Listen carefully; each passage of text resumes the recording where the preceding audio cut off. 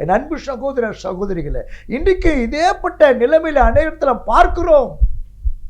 எனக்கு உலகமோ ஓணுங்க, எனக்கு கடவுளோ ஓணுங்க, இது நடக்காத ஒரு காரியம்.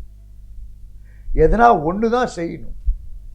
இயேசு சொல்றாரு, ஒருவன் என்னை பின்பற்ற விரும்பினால் அவன் தன்னைத்தான் வெறுத்து தன் சிலுவை எடுத்துக்கொண்டு என்னை பின்பற்ற கடவன். நம்ம முற்றிலுமாய் வெறுக்கணுங்க. இயேசு அதான் சொல்றாரு, தன்னை முற்றிலுமாய் வெறுத்து அவரை ஏற்றுக்கொண்டு அவருக்கு பின்பாய் சிலுவை சுமந்து போகிறவன் தான் அவருடைய கற்பனைப்படி செய்ய முடியும், வாழ முடியும். அப்போதுதான் ஆண்டவர் பாக்கியவான் என்ற ஆசீர்வாதத்தை கொடுக்கின்றார்.